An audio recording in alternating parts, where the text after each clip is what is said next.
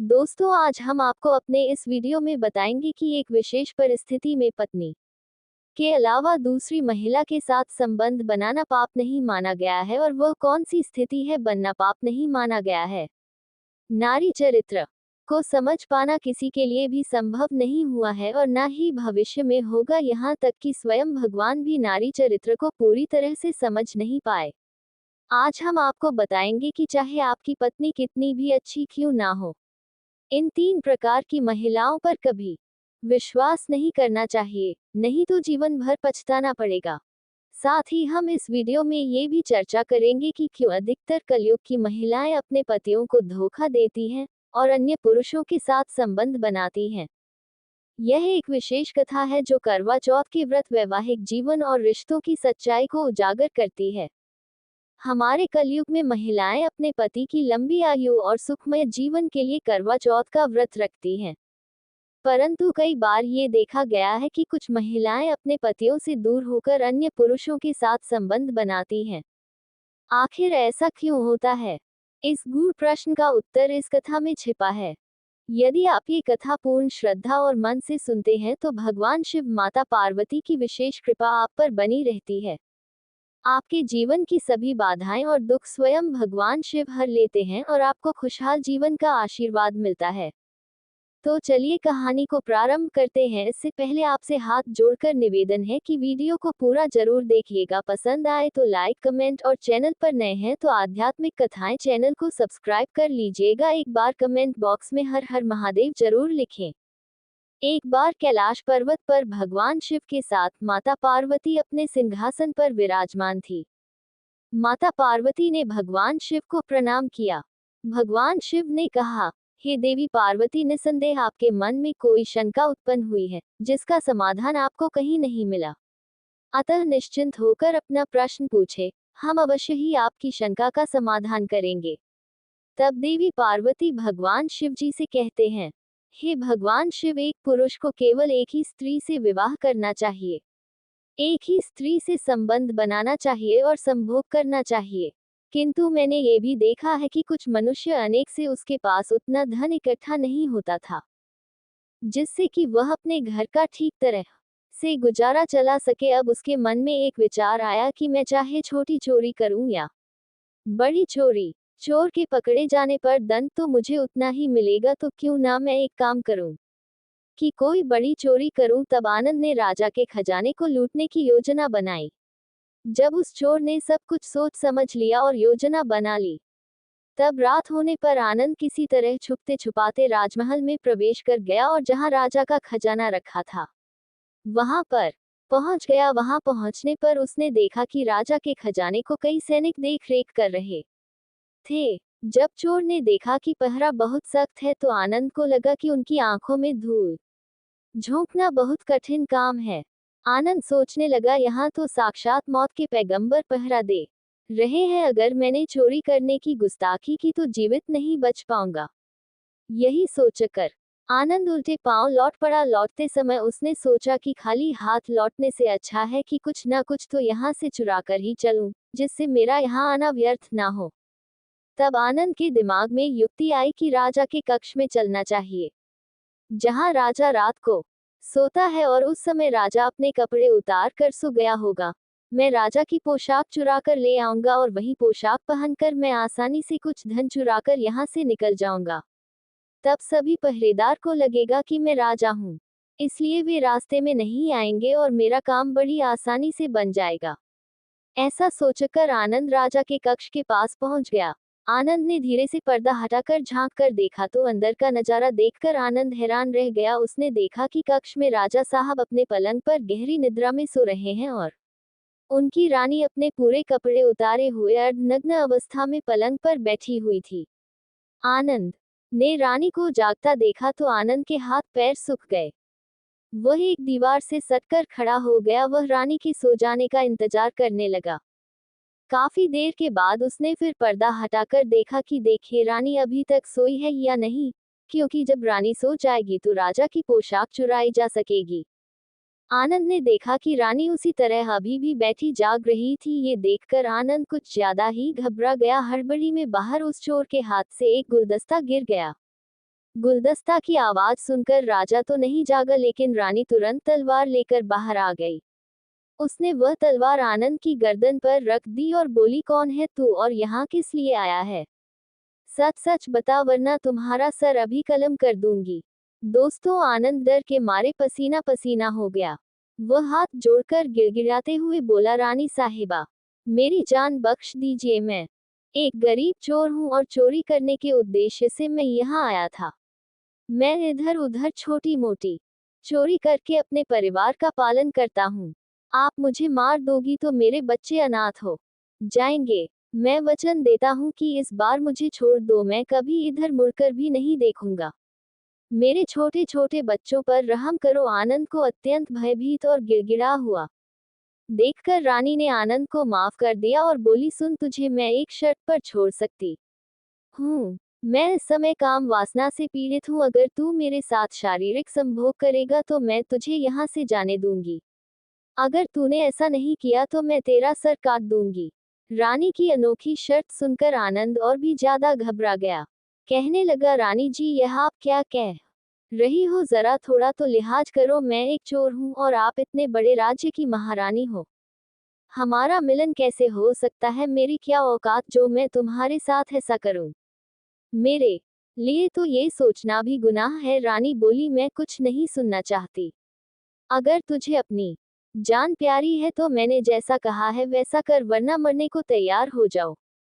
रानी का ऐसा प्रस्ताव सुनकर आनंद की जान हलक में अटक गई। वह सोचने लगा, आज मैं बहुत बड़ी मुसीबत में फंस गया हूँ। यदि मैं रानी की बात नहीं मानता हूँ तो भी मारा जाऊंगा, और मानता हूँ तो भी मारा जाऊंगा। आज तो मेरा मरना पक्का है। आनंद बहुत बड़ी दुविधा में पड़ा था। आनंद ने सोचा कि अब मैं क्या करूं। आखिरकार उसने रानी के साथ संभोग करने की बात स्वीकार कर ली और बोला, रानी साहिबा, मुझे 2 मिनट की मोहलत दे दो। मुझे बहुत जोर की पेशाब लगी है। पहले मुझे पेशाब करने दो, उसके बाद मैं आप जैसा कहोगी वैसा करने को तैयार हूँ। रानी ने तुरंत इशारे से पेशाब खाने को बता दिया। चोर चला गया और रानी वहीं खड़ी होकर उसके लौटने की प्रतीक्षा करने लगी। आनंद ने रानी की नजर से बचकर वहां से भाग निकला। भागते भागते जब वह द्वार पर पहुंचा तो द्वार का जो चौकीदार था उसने उस चोर को पकड़ लिया। पहरेदार ने भी उस चोर से बड़े सख्त लहजे में पूछताछ की। उसने पहरेदार को सारी बात सच सच बता दी कि मैं एक चोर हूं और यहाँ पर चोरी करने आया था। रानी ने मुझे पकड़ लिया और रानी ने मुझे छोड़ने के बदले में एक शर्त रखी है कि वह मुझे तभी छोड़ेगी जब मैं उसके साथ शारीरिक संभोग करूंगा। इसीलिए मैं पेशाब का बहाना बनाकर वहां से भाग आया हूँ। जब पहरेदार ने चोर की बातें सुनी, आनंद उसी तरह गिड़गिड़ाकर पहरेदार से भी छोड़ देने का आग्रह करने लगा। पहरेदार बोला, देख भाई, हम तुझे एक शर्त पर जाने दे सकते हैं, और मेरी शर्त यह है कि तुम्हें फिर से रानी के पास लौटकर जाना होगा और रानी से कहना होगा कि मैं तुम्हारे साथ शारीरिक संभोग करने के लिए तैयार हूं, किंतु उससे पहले तुम्हें अपने हाथ से राजा को मारना होगा। उसके बाद हम तुम्हें जाने देंगे। पहरेदार की यह शर्त आनंद को और भी ज्यादा कठिन लगी। आनंद ने सोचा, अगर पहले ही मैं रानी के साथ संभोग कर लेता तो वैसे तो प्राण बच भी सकते थे, परंतु अब नहीं बचेंगे। अगर रानी से मैंने यह बात कही तो वह मेरा सर काट देंगी। अब तो आनंद को चारों तरफ मौत ही मौत दिखाई दे रही थी। वह चाहे इधर जाए या उधर, उसको तो कटना ही कटना है। अब आनंद विवश हो गया तो मजबूर होकर आनंद पीछे को लौट गया और रानी के पास जाकर बोला, रानी साहिबा, हम तुम्हारे साथ शारीरिक संभोग तो करेंगे, लेकिन मुझे एक बात का डर है। अगर उस समय राजा साहब जाग गए तो ना आप बचोगी ना ही मैं बच पाऊंगा। राजा साहब हम दोनों को मार डालेंगे, इसलिए मेरे साथ संभोग बनाने से पहले तुम्हें एक काम करना होगा। तुम अपने हाथों से ही राजा का सर काट दो, फिर हम निर्भय हो जाएंगे और सुखपूर्वक संभोग कर सकेंगे।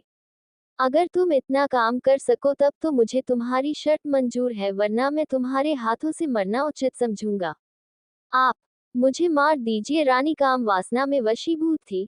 रानी आनंद से कहने लगी, ठहरो, ये कितनी बड़ी बात है, मैं अभी राजा साहब को मौत के घाट उतार दे रही हूँ। इतना कहकर रानी ने दोनों हाथों से तलवार पकड़ी और सोते हुए अपने पति की गर्दन को काट दिया। कहते हैं, ना जिनका मन काम वासना के वशीभूत होता है वे उस समय अंधे हो जाते हैं, वे उस समय अपने सबसे प्रिय मनुष्य की मृत्यु भी कर सकते हैं, कुल का विनाश भी देख सकते हैं, खुद को बंधन में भी डाल सकते हैं। उस समय वह काम वासना में अंधे होते हैं।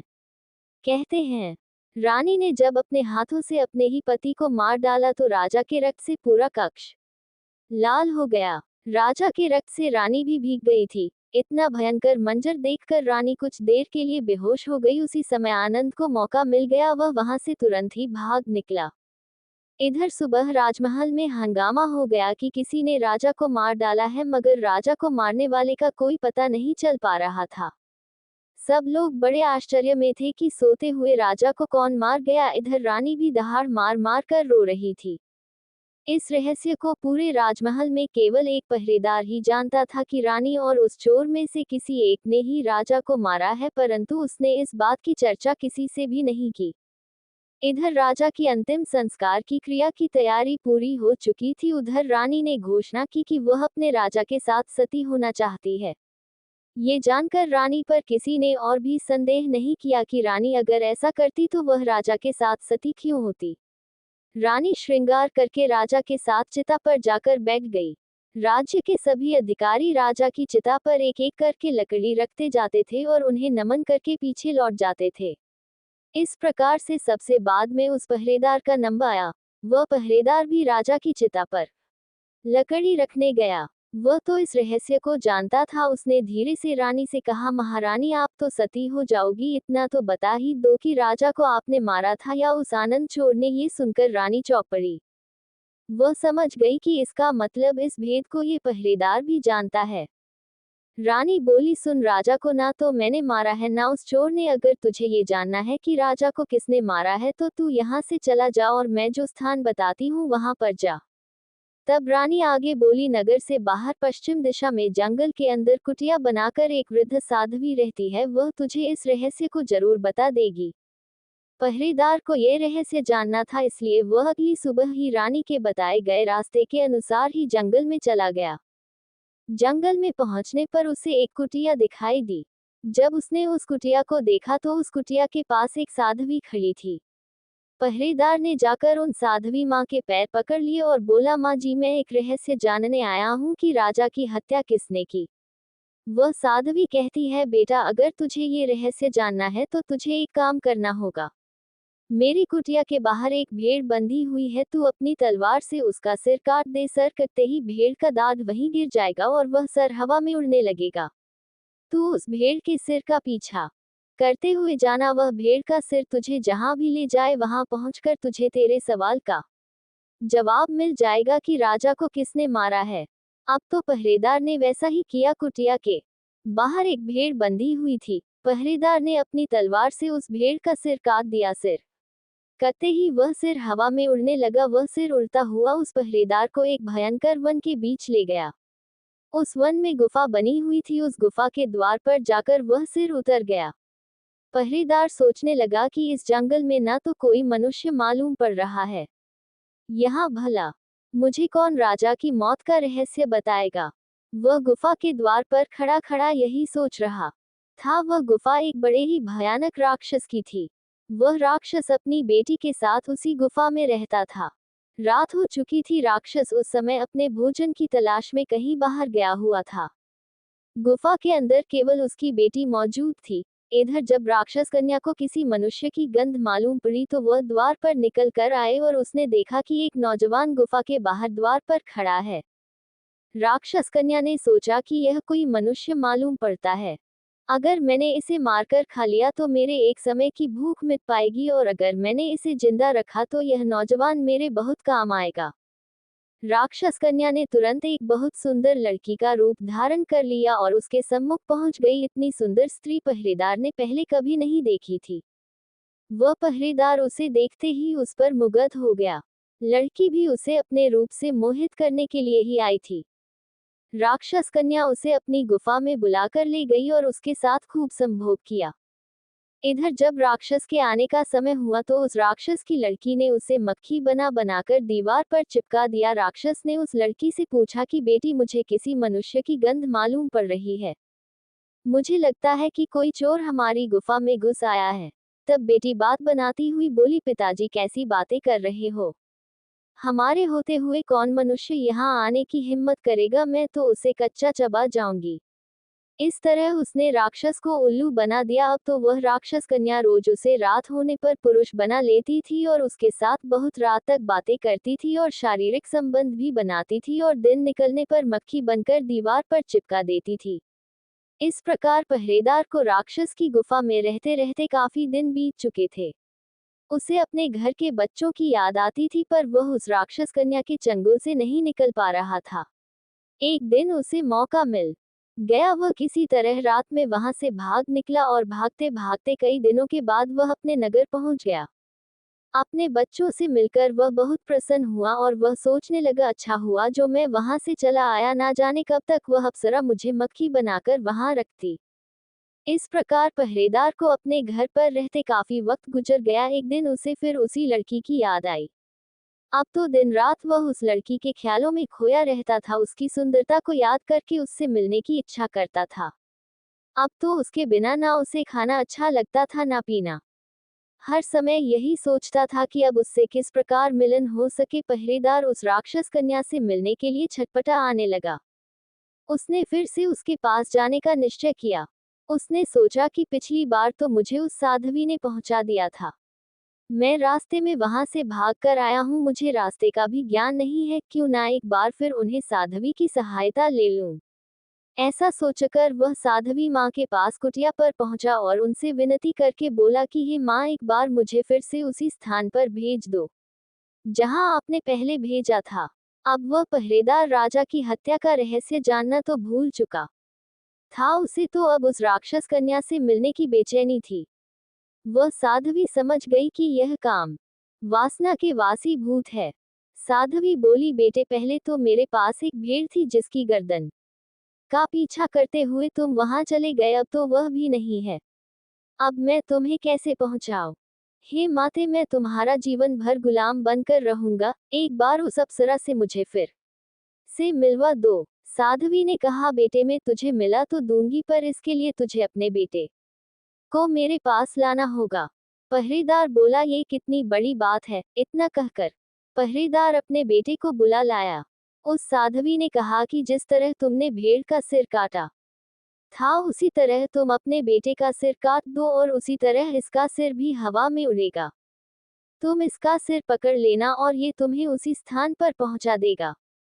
काम वासना के वशीभूत पहरेदार ने अपने बेटे का सर काटने के लिए तैयार हो गया। उसने जैसे ही तलवार लेकर बेटे का सिर काटना चाहा, उस साध्वी माँ ने उसका हाथ पकड़ लिया और बोली, ठहरो, यही तुम्हारे प्रश्न का जवाब है।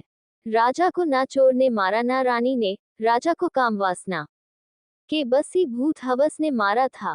जिस तरह काम वासना में अंधे होकर तुम अपने बेटे को मारने के लिए तैयार हो गए, अब भगवान शिव जी देवी पार्वती जी से कहते हैं कि देवी पार्वती, मैं आपके प्रश्न का उत्तर देने से पहले आपको ये बताना चाहता हूँ कि स्त्री चाहे जितनी भी सगी हो, लेकिन इन 3 आचरण वाली स्त्री पर कभी भी विश्वास मत करना। हे देवी पार्वती, पहली, झूठ बोलने वाली स्त्री। अगर कोई स्त्री झूठ बोलती है तो उस पर विश्वास करना बहुत खतरनाक हो सकता है।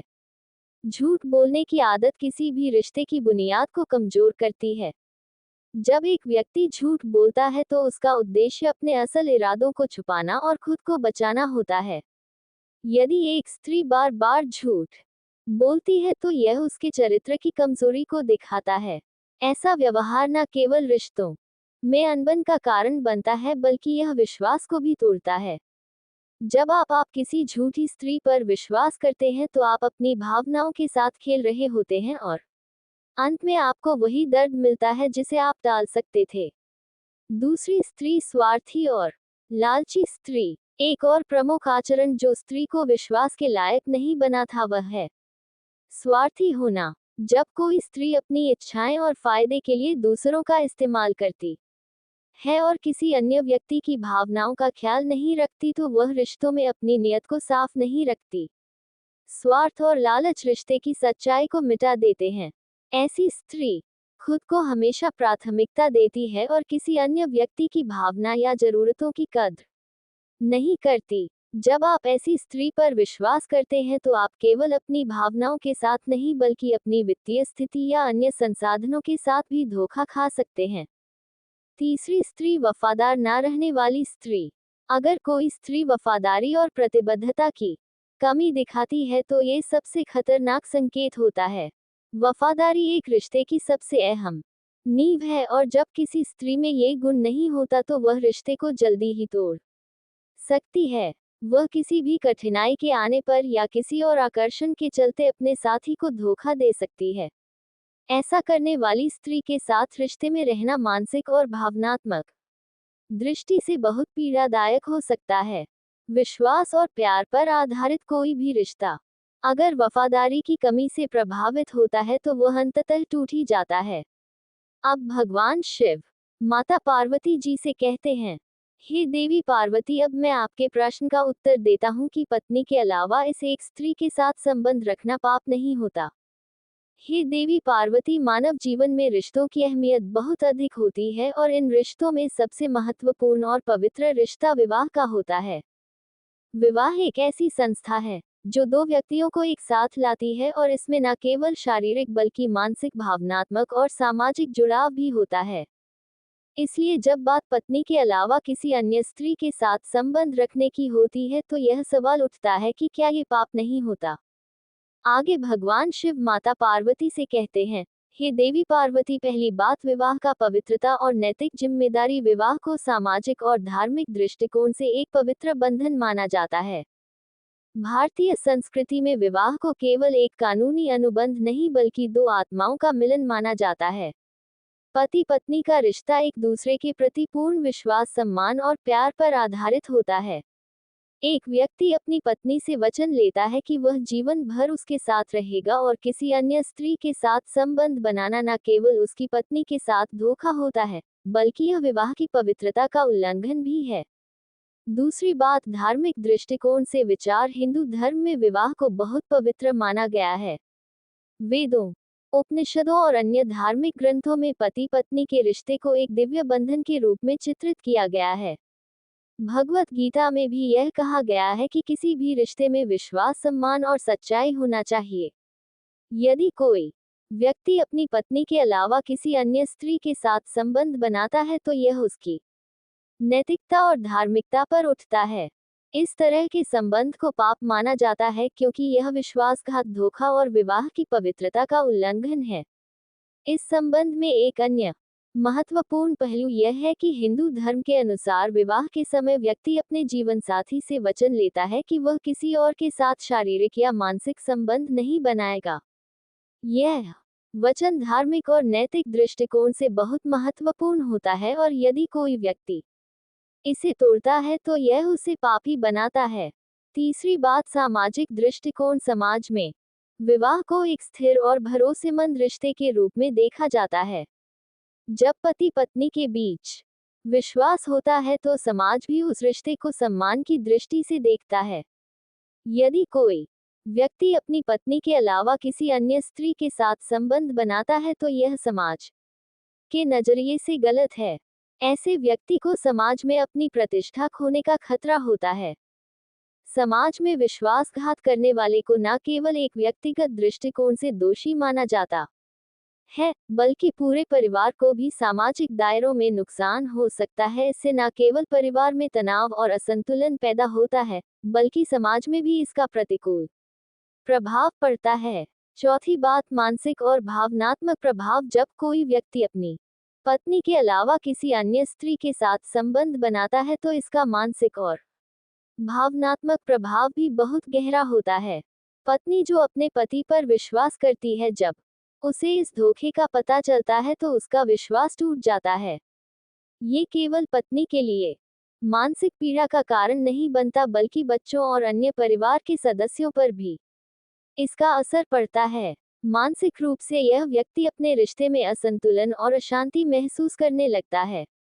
धोखा देने वाले व्यक्ति की मानसिक स्थिति में भी तनाव और अपराध बोध का एहसास हो सकता है। पांचवी बात, संबंधों का महत्व। हर रिश्ते का एक विशेष महत्व होता है। पति पत्नी का संबंध एक दूसरे के साथ जीवन भर का वादा होता है। इस रिश्ते में भावनात्मक और मानसिक जुड़ाव इतना ना गहरा होता है कि किसी तीसरे व्यक्ति के प्रवेश से वह पूरी संरचना खतरे में पड़ जाती है। किसी और स्त्री के साथ संबंध रखना न केवल पत्नी के लिए बल्कि उस व्यक्ति के लिए भी गलत होता है जो ऐसे संबंध बना रहा होता है।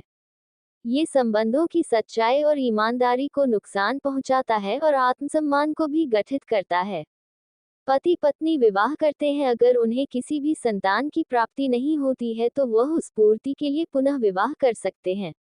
वहां पर पत्नी के अलावा इस एक स्त्री के साथ संबंध रखना पाप नहीं होता है। तो यही एक अन्य महिला है जिसके साथ संबंध बनाना नहीं होता है। तो दोस्तों, आपको जानकारी कैसी लगी कमेंट करके जरूर बताएगा। जानकारी अच्छी लगी हो तो वीडियो को लाइक शेयर आध्यात्मिक कथाएं चैनल को सब्सक्राइब कीजिएगा। वीडियो कौन सा तक देखने के लिए धन्यवाद।